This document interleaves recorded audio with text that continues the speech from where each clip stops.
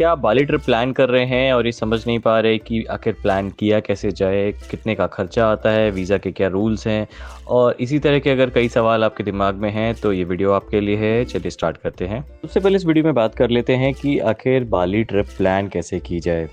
अब दो तरीके हो सकते हैं प्लान करने के। एक तो या तो आप खुद से फ़्लाइट्स बुक करें, खुद से होटल बुक करें और सारी चीज़ें खुद से करें, या फिर दूसरा ऑप्शन होता है कि लोग पैकेज ले लेते हैं बाली का, या फिर जब भी कहीं किसी भी कंट्री जा रहे होते हैं। अब इन दोनों में से कौन सा ऑप्शन आपके लिए बेहतर रहेगा ये इस पे भी बात करेंगे, लेकिन इससे पहले ये बात कर लेते हैं कि बाली जाने का खर्चा कितना हो जाता है। तो बाली ट्रिप के लिए कितना कॉस्ट लगता है इंडिया से अगर आप जा रहे हैं तो अगर दो लोग बाली जा रहे हैं, मैं जनरली कपल की बात करता हूँ बाली जाने में, तो अगर दो लोग जा रहे हैं तो लगभग 1 लाख से स्टार्ट होता है ऑन एन एवरेज जो आप बाली की ट्रिप कर सकते हैं। 1 से 1.25 लाख में काफ़ी अच्छी ट्रिप आप स्टार्टिंग कर सकते हैं, क्योंकि वहाँ पे होटल्स के बहुत अच्छे ऑप्शंस हैं, सस्ते से लेके महंगे तक, और फ्लाइट्स के भी कई ऑप्शंस हैं, सस्ते से महंगे तक, डिपेंड करता है कौन सा चूज़ करते हैं अपने बजट के हिसाब से। अब एक और सवाल जो आपके दिमाग में आता है जब भी आप प्लान कर रहे होते हैं बाली ट्रिप या फिर किसी भी कंट्री की ट्रिप, तो वो है वहाँ का वीज़ा के रूल्स क्या हैं। तो बाली जो है वो इंडोनेशिया में आता है और इंडोनेशिया इंडिया के लिए वीज़ा ऑन अराइवल की फैसिलिटी प्रोवाइड करता है, यानी कि आप जब वहाँ पहुँच जाएंगे तब आपको वहाँ पे वीज़ा प्रोवाइड करा दिया जाएगा फ़ीस देकर। तो वहाँ पे इमिग्रेशन के काउंटर्स हैं, वहाँ पे आप जब जाएंगे अपना पासपोर्ट दीजिएगा, अपनी सारी डिटेल्स दीजिएगा और वहाँ पे वीज़ा की फ़ीस आप भर के कैश में या फिर इंटरनेशनल कार्ड से कर सकते हैं, और उसके बाद आप आराम से बाली घूम सकते हैं। 30 डेज़ के लिए वैलिड होता है ये जो टूरिस्ट वीज़ा होता है। सिर्फ इतना ही नहीं, बाली ने यानी कि इंडोनेशिया ने ऑनलाइन वीज़ा यानी कि ई वीज़ा की फैसिलिटी भी कर रखी है। जो उनकी बाली की जो इमिग्रेशन की वेबसाइट है, मैं लिंक डाल दूंगा इस वीडियो में, तो उस पर आप जाके अपनी सारी डिटेल्स फिल करके पहले से ही अप्लाई कर सकते हैं अपना ई वीज़ा। तो आपको वहाँ जाके वो फ़ीस वगैरह पे नहीं करनी पड़ेगी, आप पहले ही पे कर सकते हैं और आपको वीज़ा जो है वो पहले से ही मिल जाएगा, ई वीज़ा आपको मिल जाएगा।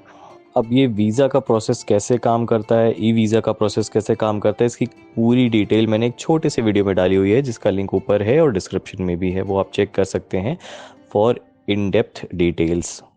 अब एक सवाल जो है जो बहुत ज़्यादा पूछा जाता है, हमसे भी लोग पूछते हैं, वो है कि भाई बाली जा रहे हैं तो कितने दिन के लिए जाना चाहिए। तो मैं हमेशा ही सबको ही ऐसे बताता हूँ कि भाई बाली जो है वो बहुत बड़ा आइलैंड है और घूमने को पूरा ही आइलैंड है, मतलब सब जगह घूमने लायक है वहाँ पे, इतना खूबसूरत है वो। तो दिन तो वहाँ हमेशा ही कम पड़ने वाले हैं, आप महीने भर भी जाते हैं तो भी कम पड़ जाते हैं। और इनफैक्ट आप जब बाली जाओगे तो वहाँ पता चलेगा लोग 1-1 महीने के लिए घूमने आए होते हैं वहाँ पे, स्पेशली जो ऑस्ट्रेलिया या यूएस या जो फर्स्ट वर्ल्ड कंट्रीज़ हैं उनसे। तो दिन तो आप बाली में कितने भी बिता लीजिए आपको कम ही लगेंगे, लेकिन अगर बात करें कि एग्जैक्टली कितने दिनों के लिए वहाँ पे आप जाएं और आप लगभग बाली की मेन इंपॉर्टेंट चीज़ें घूम पाएँ, तो कम से कम 6 से 7 दिन वाला जो ट्रिप होता है, हफ्ते भर वाला, तो वो करना चाहिए, जिसमें मेनली जो वहाँ की सबसे इम्पोर्टेंट जगह हैं, उबुद है, कूटा, जेंगू, समन्याक, ये सब जगह आप कवर कर पाते हो और एक दिन आप नुसा पेनिडा भी घूम पाते हो। और जनरली यही मैं आइटिनरीज हमेशा बनाता हूँ, क्योंकि ये इंपॉर्टेंट जगह हैं जहाँ पे लोग जाना पसंद करते हैं और ज़्यादा भीड़ भाड़ से भी दूर रह के अपना बाली को एक्सपीरियंस कर पाते हैं। तो अगर बात करें कि कितने दिन के लिए बाली जाना चाहिए, तो मिनिमम 6 से 7 दिन तो आपको जाना ही चाहिए, और अगर आपके पास टाइम है तो आपका मिनिमम जो है वो 14 से 15 दिन का होना चाहिए, क्योंकि 14 से 15 दिन में आप बाली के आसपास के नुसा पेनिडा और गिली आइलैंड्स भी आराम से घूम पाएंगे, जो कि एक आइडियल ट्रिप रहेगी आपकी बाली के लिए। और अगर आप हनीमून ट्रिप प्लान कर रहे हैं तो 6 से 7 दिन काफ़ी होते हैं, और इतने में आप अपना वहाँ बाली को काफ़ी अच्छे से एक्सप्लोर कर पाएंगे। अब एक नेक्स्ट पार्ट है जो बहुत वाजिब सवाल रहता है लोगों का, वो है कि बेस्ट टाइम कौन सा है ट्रैवल करने के लिए बाली में। तो बाली जो है वो इतनी हॉट ट्रेंडिंग डेस्टिनेशन है कि पूरे वर्ल्ड से वहाँ हमेशा ही लोग घूमने गए होते हैं, तो वो 12 मासी चलता है। तो लेकिन उसमें बेस्ट टाइम जो अगर हम देखें तो उसमें 2 सीज़न होते हैं, सीज़न के पॉइंट ऑफ व्यू से बात कर सकते हैं हम। एक ड्राई सीज़न होता है, एक वेट सीज़न होता है वहाँ पे। तो वहाँ कोई मानसून सर्दियाँ ऐसा कुछ नहीं है, सिर्फ ड्राई और वेट, यानी कि या तो बारिश हो रही होती है या तो नहीं हो रही होती है। तो ड्राई सीज़न उनका चलता है मार्च अप्रैल से चलता है और सितंबर तक जाता है। और इसमें जो है फर्स्ट वर्ल्ड कंट्रीज़ वाले ज़्यादा आते हैं, ऑस्ट्रेलिया वाले स्पेशली, क्योंकि ऑस्ट्रेलिया के बहुत करीब है ये। और सर्फिंग वगैरह के जो बहुत शौकीन है ऑस्ट्रेलिया में, तो वो यहाँ ड्राई सीज़न में आते हैं और अप्रैल मई में सबसे ज़्यादा आते हैं। तो इनफैक्ट मई जून में सबसे ज़्यादा आते हैं, एकदम हैवीली क्राउडेड हो जाता है ये। तो एक तो ये चीज़ है, अगर आपको ऐसा सर्फिंग और वाटर एक्टिविटीज़ का शौक़ है तो आप ड्राई सीज़न में जाइए, जो कि मार्च से लेकर सितंबर तक है। उसमें भी आइडल टाइम जो है अप्रैल मई जून का होता है, इसमें आपको जाना चाहिए। और जो है, अगर आपको थोड़ा प्लीजेंट वेदर पसंद है, आप नॉर्थ इंडिया में रहते हैं जैसे, ज़्यादा थोड़ा ठंड पसंद है, तो टेम्परेचर्स 30 के आसपास अच्छा लगता है आपको, तो आपको वेट सीज़न में जाना चाहिए, जो कि अक्टूबर से शुरू होता है और नवंबर दिसंबर में काफ़ी क्राउडेड होता है, क्योंकि न्यू ईयर आ रहा होता है और शादियों के सीज़न होते हैं, तो हनीमून कपल्स बहुत ज़्यादा आते हैं यहाँ पे। तो ये 2 टाइम हैं जिसमें आप जा सकते हैं। और इनफैक्ट वेट सीज़न में लोग नवंबर दिसंबर जनवरी तक जाते हैं, 3 महीने काफ़ी जाते हैं। तो ये बेस्ट टाइम्स हैं, आप अपने हिसाब से देख सकते हैं कौन सा आपको सूटेबल लगता है। और सही बताऊँ तो आपको जो सूटेबल लगे वही बेस्ट टाइम है। और वेदर तो आप जो है वो पहले से ही देख सकते हैं अपनी ट्रिप प्लान करने के पहले। एक्यू वेदर और गूगल पे कई ऐसे वेबसाइट्स हैं जो दिखा देता है, आपकी डेट से डालिए और वहाँ पे दिखा देगा कि उस टाइम पे कैसा वेदर है। और हाँ, वेट सीज़न के बारे में भी बता दूँ, वेट सीज़न में ऐसे नहीं कि हमेशा बारिश ही होती रहती है। तो क्योंकि ट्रॉपिकल आइलैंड है वो, तो बारिश होती है और चले जाते हैं बादल, फिर बारिश होती है तो चले जाते हैं, जैसे बैंगलोर में होता है काइंड ऑफ। तो उस तरह का वेदर रहता है कि बारिश हुई, ठंडा हुआ, और उसके बाद ऐसा नहीं कि बहुत बारिश हो रही है। तो कुछ कुछ में रहते हैं ऐसे, कुछ वीक्स, कुछ दिन ऐसे रहते हैं वेट सीज़न में भी, जब काफ़ी बारिश होती है और थोड़ी फ्लडिंग टाइप की सिचुएशन हो जाती है क्योंकि आइलैंड है। लेकिन ओवरऑल देखें तो प्लीजेंट वेदर रहता है वेट सीज़न में भी। वापस आते हैं उसी सवाल पे कि आखिर ट्रिप प्लान कैसे की जाए। तो ट्रिप में क्या क्या पार्ट है, मैं उस पर बात कर लेता हूँ। सबसे पहले तो फ़्लाइट है कि आप वहाँ पहुँचेंगे कैसे। तो फ़्लाइट ही सबसे ज़्यादा महंगी होती है जनरली, और उसके बाद आता है आपका वहाँ के होटल्स का बिल। तो होटल्स तो वहाँ सस्ते से लेके महंगे तक सारे ऑप्शंस अवेलेबल है, और सस्ते भी काफ़ी अच्छे वाले होते हैं वहाँ पे होटल्स। ऐसा नहीं कि आपको सस्ते में बहुत ओयो टाइप का रूम मिल जाएगा, काफ़ी अच्छे डिसेंट वहाँ पे मिल जाते हैं, 2-2.5 हज़ार में भी मिल जाते हैं काफ़ी अच्छे वहाँ पे। तो ये जो है आपका 6-7 दिन के अगर आप ट्रिप प्लान कर रहे हैं, तो ऑन एन एवरेज 2 से 3 हज़ार, 2.5 हज़ार भी अगर ले लेंगे तो लगभग आप 18-19 हज़ार, 20 हज़ार में आपका काम हो जाएगा, ठीक है। और ये होटल्स का, और फ्लाइट जो है वो लगभग 38-40 हज़ार से शुरू होती है 2 लोगों की राउंड ट्रिप।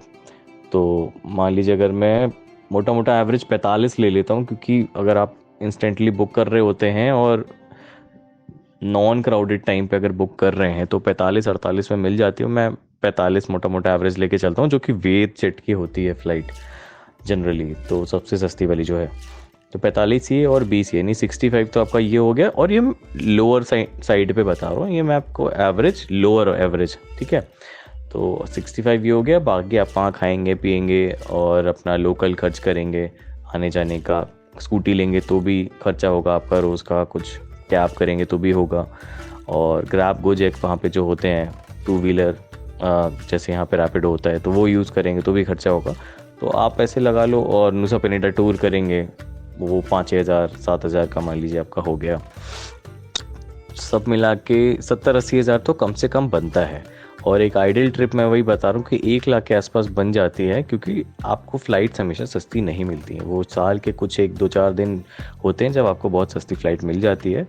और अभी भी अगर आप चेक करने जाएंगे, अगर राइट नाउ अगर आप वो वीडियो देख रहे हैं, तो 55 हज़ार, 52 हज़ार ऐसे कुछ मिलेगी आपको फ़्लाइट 2 लोगों की राउंड ट्रिप। तो ये मैं वही बता रहा हूँ कि अभी जो मैं आपको रेट्स बता रहा हूँ लोअर एंड के बता रहा हूँ कि कितना आप नीचे कर सकते हैं कॉस्ट कटिंग। तो अगर आपने बहुत अच्छे से प्लान करा है तो आप सिर्फ 75-70 हज़ार में, 80 हज़ार में बुक कर सकते हैं 2 लोग के लिए 7 दिन के लिए, 6 से 7 दिन के लिए। और अगर आप नॉर्मली आपको बहुत ज़्यादा अच्छी रिसर्च नहीं कर पाएँ तो भी आप लाख रुपए में कर पाएंगे। लाख रुपए में हो जाती है ठीक ठाक ट्रिप 6-7 दिन की। तो ये एक बेसिक आइडिया है जो आपको मिल जाएगा इस वीडियो से अब तक। तो अब तक आप ये भी समझ गए होंगे कि प्लान करना कैसे है, क्या क्या चीज़ें सोचनी पड़ती हैं, और ट्रिप का कॉस्ट एक तरह से आपको पता चल गया कि बहुत अगर आप कॉस्ट कटिंग कर पाएंगे तो 70-80 हज़ार में आप कर लेंगे। अदरवाइज़ आप 1 लाख, 1,10,000 हज़ार इतने में बहुत आराम से ट्रिप आपकी हो जाएगी अगर आप खुद से प्लान करते हैं तो। लेकिन अगर आप टूर प्लान लेते हैं तो जनरली मेक माई ट्रिप या और भी ईज़ माई ट्रिप, इन सब पे जो भी प्लान्स हैं वो आपको डेढ़ पौने 2 लाख से शुरू हो रहे होते हैं 6-7 दिन की अगर बात करूँ, और ये भी मैं बहुत कम वाले बता रहा हूँ, 2-2.5 लाख के होते हैं इनफैक्ट 6-7 दिन वाले जो हैं। और चीज़ें यही सब होती हैं, और मैंने पिछले वीडियोस में भी इस बात का जिक्र किया है कि ये जो मेक माई ट्रिप वाले प्लान्स हैं 2-2.5 लाख वाले, जनरली इसमें उतनी चीज़ें आपको नहीं दे रहे होते हैं और पैसे ज़्यादा ले रहे होते हैं, तो इतनी कॉस्ट इफ़ेक्टिव नहीं लगता है मुझे। और टूर प्लान जो है मैं एक सजेस्ट कर रहा हूँ, पर्सनली सजेस्ट कर रहा हूँ, क्योंकि मैंने वो उसके साथ एक्सपीरियंस किया है ठीक ठाक। वो है गेटसेट.io। आप लोगों में से कई लोगों ने नाम सुना होगा, कई ने नहीं सुना होगा। नया है, एक स्टार्टअप टाइप का ही है ये। तो इसमें क्या है, ये आपको आइटनरीज क्रिएट करके देते हैं, और ये भी क्लेम करते हैं कि आपने कहीं से भी जो भी टूर प्लान लिया है ये उससे कम में ही देंगे आपको। तो मुझे लगता है ठीक है, फेयर एनफ है, आपको सस्ती चीज़ मिल रही है तो ट्राई करने में कोई बुराई नहीं है।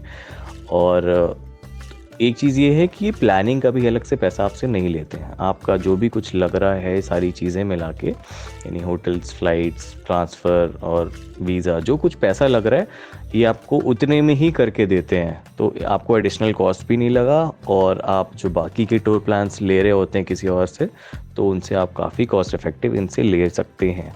तो एक ये बेहतर ऑप्शन है जो मुझे लगा है हाल के दिनों में।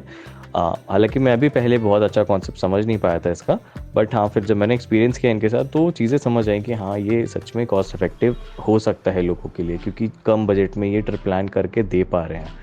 तो आप ये अगर टूर प्लान लेना चाह रहे हैं तो इनसे ले सकते हैं, ट्राई कर सकते हैं, और कोई इसमें हार्ड एंड फास्ट रूल नहीं है कि आपसे कुछ पैसा ले लेते हैं। आप अपना ट्रिप प्लान करिए, इनसे बात करिए, तो आपको करके दे देंगे ये, और आप जो बजट दोगे, आप अपनी रिक्वायरमेंट दोगे, उसके हिसाब से ही करके देते हैं। तो ये गेटसेट.io आप ट्राई कर सकते हैं, और अदरवाइज़ मेक माई ट्रिप और जहाँ पे भी आपको लेना है, आपको ठीक लगता है, वहाँ से ले सकते हैं।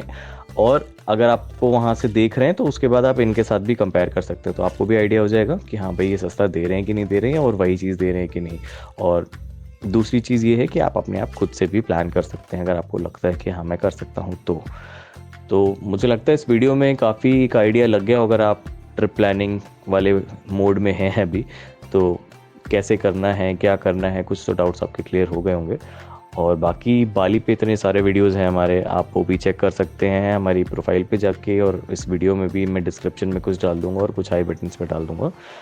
और उम्मीद करता हूँ ये हेल्पफुल रहेगा वीडियो, और बाकी भी जो आप देखेंगे बाली के अगर देखेंगे तो वो भी आपको हेल्पफुल ही रहेंगे।